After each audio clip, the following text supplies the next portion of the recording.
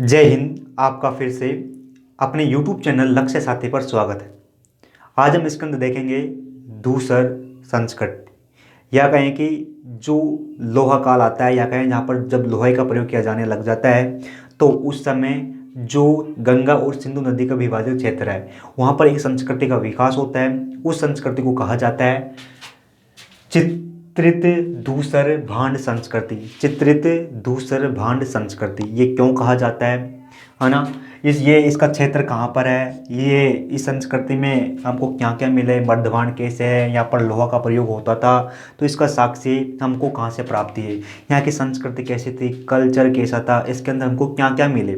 हमारे इतिहासकारों को जो ये चित्रित धूसर भांड संस्कृति है, चित्रित धूसर भांड जो संस्कृति है, जो कि सिंधु और गंगा का जो विभाजित क्षेत्र है वहाँ पर ये पली बढ़ी, इसका विकास हुआ, इसका पतन हुआ, इनके बारे में देखने वाले हैं। हमारी जो प्राचीन भारत के इतिहास की जो सीरीज चल रही थी, ये सीरीज नंबर 21 है। जो भारत के अंदर जो संस्कृति है, इससे पहले हमने 3 पार्ट देख लिए हैं, ये पार्ट नंबर 4 है। ये पार्ट नंबर 4 है। इसके अंदर जो लोहा संस्कृति है, लोहा संस्कृति, तो लोहा संस्कृति दूसर चित्रित दूसर भांड संस्कृति, यह एक लोहा संस्कृति है। कहने का मतलब है इस संस्कृति में लोहा, जो लोहा होता है उसका प्रयोग किया जाने लगा था। यानी कहने का मतलब है इसके अंदर हम इसको पूर्ण रूप से देखने वाले हैं, पूर्ण रूप से देखने वाले हैं। अब बात करें, आपको इस संस्कृति के बारे में बताने से पहले एक बात जानना आवश्यक है ना? तभी आपके ये पूर्ण रूप से जानकारी समझ में आएगी। जो है कि लोहा, कि भारत के अंदर सबसे पहली बार लोहा का प्रयोग, जो लोहा का प्रयोग कहाँ किया गया, कैसे किया गया, कहाँ किया गया, ये आपको जानना आवश्यक है। तो हमारे जो इतिहासकार है, जो हमारे पहले के इतिहासकार थे, तो पहले के इतिहासकार कहते थे कि भाई जब आर्य भारत में आए, कि जब आर्य भारत में आए, है ना, आर्य भारत में आए, तो आर्यों के साथ ही शायद भारत में लोहा का प्रयोग किया जाने लग गया था। ऐसा हमारे पहले के इतिहासकारों का कहना है। लेकिन जैसे ही नए इतिहासकार आते हैं, उन्होंने शोध किया, उन्होंने साक्ष्यों के आधार पर कहा, नए इतिहासकारों ने साक्ष्यों के आधार पर कहा कि भाई जैसे लोग कहते हैं ना इतिहासकार कि यहाँ पर जो आर्यों के साथ लोहा का विकास हुआ, तो ये गलत है, ये गलत है। नए इतिहासकारों ने कहा कि ये परिभाषा, ये अवधारणा गलत है, क्योंकि जो इतिहासकार नहीं है उनको साक्ष्य मिले, उन्होंने साक्ष्यों के आधार पर बताया कि जो कि सबसे पहले लोहा का प्रयोग भारत के अंदर जो मध्य भारत है, या कहें कि जो गंगा का जो क्षेत्र है, यहीं पर कहीं हुआ होगा। तो इतिहासकार, जो नए इतिहासकार उन्होंने साक्ष्य प्राप्त किए, तो उन साक्ष्यों में यह है कि जैसे कि अब जैसे इतिहासकारों ने खुदाई की, है ना, लोहा काल की, तो जो सबसे पहला जो भारत के अंदर लोहा के जो हमको साक्ष्य मिलते हैं, लोहा के जो हमको साक्ष्य मिलते हैं, वो मिलते हैं जो कि मध्य भारत है, जो मध्य भारत है, या कहें कि मध्य भारत से थोड़ा उत्तर में जो भारत है, वहाँ पर इस क्षेत्र में हमको जो कि पहली बार लोहा का प्रयोग के साक्ष्य मिलते हैं, जो कि लगभग हम बात करें लगभग में, जो कि 1000 ईस्वी पूर्व के लगभग आसपास के हमको मिलते हैं, 1000 ईस्वी पूर्व से, है ना। फिर इतिहासकारों ने कहा कि पहले हमको यहाँ मिल जाते हैं, फिर इसके बाद में जैसे ही गुजरता है ना, कुछ समय को छोड़कर फिर हमको जो ये वाला भारत है ना, उत्तरी पश्चिमी भारत, यहाँ पर हमको लोहे के साक्ष्य मिलते हैं। फिर मध्य भारत के अंदर लोहे के साक्ष्य हमको मिलना प्रारंभ हो जाता है। फिर जैसे ही कुछ समय गुजरता है, तो फिर दक्षिण भारत के अंदर लोहा का प्रयोग के हमको साक्ष्य मिल जाता है। और फिर इससे थोड़ा बाद में देखें तो जो पाकिस्तान का यहाँ पर बलूचिस्तान वगैरह इलाका है इस तरफ के, तो यहाँ पर फिर बाद में धीरे धीरे यहाँ तक लोहा का प्रयोग फैल जाता है। और कुछ इतिहासकारों ने तो यह भी कहा कि ये पृथक आरंभिक केंद्र थे, यानी कि आरंभिक केंद्र पृथक थे, अलग अलग थे, है ना। ऐसे हमारे इतिहासकारों का कहना है। अब शायद आप समझ गए होंगे कि भारत के अंदर जो लोहा होता है, ये लोहा सबसे पहली बार कहाँ प्रयोग किया गया। तो ये लोहा ना जैसे ही प्रयोग किया जाता है, तो उसी समय की एक संस्कृति है जिसको हम कहते हैं चित्रित धूसर भांड संस्कृति। चित्रित धूसर भांड संस्कृति। अब ये धूसर क्या होता है? अब ये चित्रित मतलब कोई चित्र होगा, है ना। धूसर, अब ये धूसर क्या कि एक तरह का मर्द भांड हुआ करता था। धूसर एक तरह का मर्द भांड हुआ करता था, जो कि चूर्ण से निर्मित किया जाता था, है ना। ये एक प्रकार का धूसर क्या था, एक मर्द भांड था, है ना। और एक संस्कृति थी। बात करें चित्रित धूसर भांड संस्कृति की। अब बात करें कि जो चित्रित धूसर भांड जो संस्कृति है, चित्रित धूसर भांड जो संस्कृति है, तो अब इस संस्कृति का जो क्षेत्र कि भाई ये धूसर चित्रित धूसर भांड संस्कृति कहाँ से कहाँ तक फैली हुई थी, इसकी हम बात करें तो जो ये संस्कृति है चित्रित धूसर भांड संस्कृति, ये सिंधु और गंगा विभाजक क्षेत्र, सिंधु और गंगा का विभाजक क्षेत्र है। अब हमको पता है कि जो पाकिस्तान है यहाँ पर हमारी सिंधु नदी बहती है, और जो भारत है इस भारत के अंदर गंगा नदी बहती है। पाकिस्तान के अंदर सिंधु नदी बहती है और भारत के अंदर गंगा नदी बहती है। अब जो सिंधु और गंगा नदी है इसको विभाजन करने वाले या कहें कि इनको दो अलग भागों में बांटने वाला जो क्षेत्र है, तो क्षेत्र कौन सा हुआ, ये वाला ही तो है, वो क्षेत्र ये वाला ही तो है ना। तो ये इसी की बात कर रहे हैं कि भाई जो गंगा और सिंधु का विभाजक क्षेत्र है ना, सिंधु और गंगा का विभाजक क्षेत्र है, यहाँ पर चित्रित धूसर भांड संस्कृति का विकास हुआ या कहें कि उत्थान हुआ, जन्म हुआ। इनके अलावा जो उत्तरी गंगा घाटी है, उत्तरी गंगा घाटी है। अब उत्तरी गंगा घाटी कौन सी है, ये वाली है ना, गंगा का उत्तरी इलाका। तो जो ये धूसर भांड संस्कृति है, तो ये जो सिंधु और गंगा का जो विभाजक क्षेत्र वहाँ और उत्तरी जो गंगा घाटी है वहाँ पर इसका हमको साक्ष्य देखने को मिले। यहाँ से हमारे इतिहासकारों ने साक्ष्य प्राप्त किए हैं। अब हम बात करें कि भाई जो हमारी जो धूसर भांड संस्कृति है, इस जो धूसर भांड संस्कृति है यहाँ पर हमें मर्द भांड भी मिले। अब ये मर्द भांड क्या होते हैं, जो कि कह सकते हैं बर्तन हो सकते हैं, हाँ बर्तन हो सकते हैं मर्द भांड, है ना। तो ये बर्तन हमको मिले हैं संस्कृति के अंदर। तो हमारे इतिहासकारों ने जो ये इलाका कौन सा, सिंधु और गंगा का विभाजक क्षेत्र, और जो गंगा नदी है इसका उत्तरी घाट है ना, उत्तरी घाटी। तो यहाँ पर जैसे ही कुछ स्थानों की हमारे इतिहासकारों ने खुदाई की, तो यहाँ पर हमको जो ये धूसर भांड संस्कृति है, इस धूसर भांड संस्कृति के हमको मर्द भांड मिलते हैं। मर्द भांड यानी कह सकते हैं बर्तन मिलते हैं। बर्तन क्या होते हैं, जैसे कि प्याला, तस्तरियाँ, है ना, ये बर्तन हमको मिलते हैं। अब हमारे इतिहासकारों ने जैसे ही यहाँ पर खुदाई की, तो यहाँ पर लगभग 725 ऐसे स्थान थे, 725 ऐसे स्थानों की हमारे इतिहासकारों ने खुदाई की जहाँ पर धूसर भांड संस्कृति के जो मर्द भांड है वो हमारे इतिहासकारों को मिले, है ना, इतिहासकारों को मिले। अब हम बात करें कि ये मर्द भांड होते हैं, मर्द भांड कि जो हमारे धूसर भांड जो संस्कृति है यहाँ पर जो हमारे मर्द भांड मिले, तो ये मर्द भांड कैसे थे। अब ये जो मर्द भांड थे धूसर भांड संस्कृति में, जो मर्द भांड थे, ये मर्द भांड जो कि चूर्ण से बने हुए थे, जो चूर्ण होता है उस चूर्ण से बने हुए थे, और ये चाक से निर्मित थे।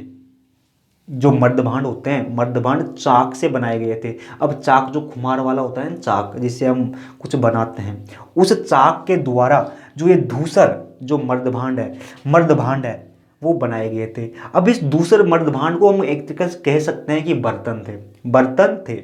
हम कहते हैं ना कि जैसे कि बर्तन भांडा, है ना, बर्तन भांडा, तो भांडा मतलब बर्तन के रूप में हम कह सकते हैं। गाँव में कहते हैं कि बर्तन भांडा, है ना, तो ये भांड वही भांडा है, बर्तन भांडा। तो अब जो धूसर भांड जो संस्कृति है, जो धूसर भांड है, तो ये चाक से निर्मित थे। जो चाक होता है कुम्हार वाला, उससे बनाए गए थे। साथ ही अब हम बात करें कि जो धूसर भांड है, जो धूसर बर्तन है, जो धूसर भांड है, इसके अंदर हमारे इतिहासकारों को अधिकतर जो साक्ष्य मिले हैं उसके अंदर प्याले खाना खाने के जो प्याले होते हैं वो प्याले हैं। साथ ही तस्तरियाँ या कहेंगे जो प्लेटें हैं, हाँ, प्याले और तस्तरियाँ हैं। साथ ही जो धूसर भांड है या कहेंगे जो प्याले और जो तस्तरियाँ हमको मिली है धूसर भांड संस्कृति के अंदर, तो वो उनका रंग अधिकतर काला रंग था। क्या काला रंग था। जो धूसर भांड थे इनका रंग काला था। साथ ही ये ज्यामिति आकृति के थे, यानी कि अलग अलग प्रकार की ज्यामिति आकृति होती है, ठीक उसी प्रकार के ये धूसर भांड थे, अलग आकृतियाँ इनकी ऐसी थी। अब हम बात करें कि जो ये धूसर भांड संस्कृति है, इस धूसर भांड संस्कृति में धूसर भांडों के अलावा भी हमको अनेक तरह के भांड देखने को मिले, या कहें कि अनेक प्रकार के बर्तन देखने को मिले हैं। जैसे कि लाल भांड, या कहें कि लाल, है ना, फिर काले लाल भांड और काले पूते भांड। कहने का मतलब है कि जैसे कि प्याला, तस्तरियाँ हैं, ये ऐसे भी हमको मिले हैं इस संस्कृति में, धूसर भांड संस्कृति में। फिर हम देखें कि जो ये धूसर भांड संस्कृति है, जो ये धूसर भांड संस्कृति है, जो कि हमारे जो गंगा और सिंधु नदी का जो विभाजक क्षेत्र और जो गंगा घाटी का उत्तरी जो घाटी है, यहाँ पर हमको जो धूसर भांड जो संस्कृति देखने को मिली है, तो यहाँ पर क्या था कि लोहे का प्रयोग भी किया जाता था, लोहे का प्रयोग भी किया जाने लग गया था, क्योंकि यह लोहा प्रयुक्त एक संस्कृति थी। यानी कि इस संस्कृति के समय, इस संस्कृति के अंदर लोहे का प्रयोग भी किया जाने लग गया था। तो लोहा का प्रयोग यहाँ पर किया जाता था। तो हमारे इतिहासकारों ने इन स्थानों पर जैसे ही खुदाई की, तो खुदाई में हमें लोहे से बने हुए कुछ सामान मिले, है ना, अलग अलग स्थानों से हमको लोहे से बने सामान मिले। तो हमने पहले ही बता दिया है कि 725 ऐसे स्थान हैं जहाँ पर हमारे इतिहासकारों ने खुदाई की। तो इन स्थानों से हमें जो लोहे के साक्ष्य मिले, जैसे कि यहाँ पर जो प्रयोग किया जाता था इस संस्कृति में, उनमें जो साक्ष्य मिले लोहे के, जो लोहे के बने हुए थे, तो जैसे कि भाले, जो भाले होते हैं वो भाले लोहे के बने हुए थे। चाकू, चिमटा, जो चिमटा होता है पकड़ने वाला, ये भी हमें जो धूसर भांड संस्कृति है यहाँ पर लोहे के बने हुए हमारे इतिहासकारों को मिले।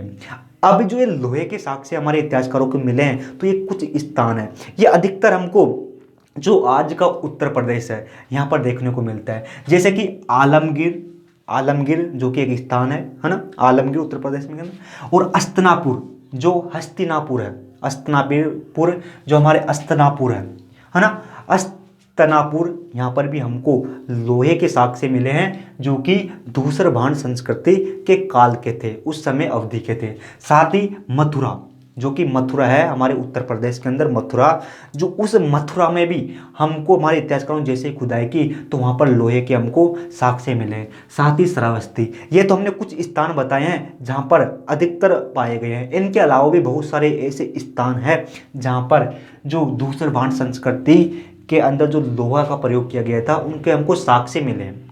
अब हम बात करें कि जो ये संस्कृति है धूसर भांड संस्कृति, इस धूसर भांड संस्कृति में हमको कुछ साक्ष्य और मिले हैं, अब वो साक्ष्य कैसे थे, जैसे कि खाना, या कहें कि कृषि।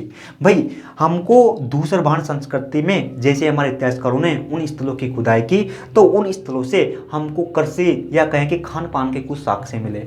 जैसे कि हमारे इतिहासकारों ने बताया साक्ष्य के आधार पर कि हमको धूसर भांड संस्कृति के चावल भी मिले हैं। अब चावल मिले हैं तो इससे चावल मिले हैं, गेहूं मिले हैं और जो मिले हैं धूसर भांड संस्कृति के।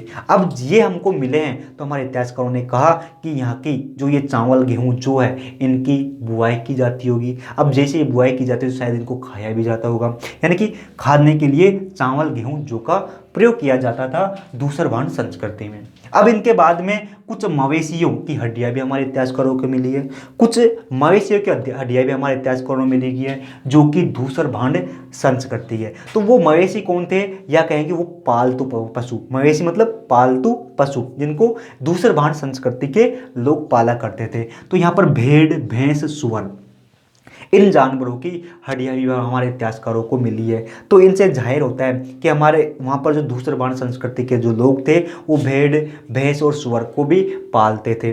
साथ ही कपड़े, हमारे इतिहासकारों को जो ये इलाका है धूसर भांड संस्कृति का जो क्षेत्र है, यहाँ पर धूसर भांड संस्कृति के समय काल के या उस समय के जो कि कपड़े के साक्ष्य भी मिले,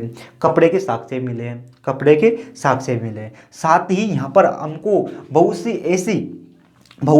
ऐसे साक्ष्य भी मिले हैं, जैसे कि पक्की मिट्टी के बने मनके। तो यहाँ पर मनके बनाए जाते थे धूसर भांड संस्कृति में, और मनके किस प्रकार के होते थे, पक्की मिट्टी के, पक्की मिट्टी के मनके बनाए जाते थे, साथ ही हल्के रत्नों का प्रयोग किया जाता था, हल्के रत्न भी बनाए जाते थे। और मरमूर्तियाँ, यानी कि यहाँ पर हमको जो दूसरभान संस्कृति है तो यहाँ पर मिट्टी की बनी हुई मूर्तियाँ भी मिली है। वो मूर्तियाँ पशु की हो सकती है, किसी और की हो सकती है, किसी मनुष्य की भी हो सकती है। अब मूर्ति है तो उस पर जो आकृति होगी उनके अनुसार लगाया जा सकता है कि वहाँ पर पहनावा कैसा था, क्या क्या पहनते थे। इसके बाद में यहाँ पर कांच और पक्की मिट्टी के तवे भी मिले हैं। तांबा, यहाँ पर जो दूसरभान संस्कृति है, इस दूसरभान संस्कृति में तांबे का प्रयोग भी किया जाता था, लेकिन तांबे से अधिक लोहे का प्रयोग किया जाता था। तो यहाँ पर तांबे, जो हमारे इतिहासकार जो साक्ष्य मिले हैं तांबे के अंदर, वो है तांबे की चूड़ियाँ, साथ ही तीर भी, यहाँ पर जो तांबे की तीरें हैं, तीरे की जो नोक है वो भी हमारे इतिहासकारों को यहाँ पर जो दूसरभान संस्कृति है यहाँ पर देखने को मिली है। तो ये हमने जो बताया ये साक्ष्यों के आधार पर है, जिनके द्वारा प्रमाणित किया जा चुका है, जो कि हमारे केंद्र सरकार भी इसको मानती है। तो हमने जो बताया वे सभी साक्ष्य हमारे इतिहासकारों ने प्राप्त कर लिया है खुदाई करके, वो साक्ष्य है। अब इसके बाद में जो हमारी अगली जो टॉपिक होगा इसके अंदर, वो इस भारत के अंदर संस्कृति अब नंबर 5 होगा। अब इसके अंदर जो एक और जो लोहा प्रयुक्त संस्कृति है जो कि मालवा के अंदर हमको पाई गई है, उसके बारे में हम इसके अंदर देखेंगे। इनके अलावा इस वीडियो के डिस्क्रिप्शन में टेलीग्राम चैनल की लिंक मिल जाएगी, उसके अंदर जाएंगे तो वहाँ पर जो यहाँ पर बताया इनके नोट्स वहाँ पर मिल जाते हैं। तो फिर मिलते हैं। जय हिंद।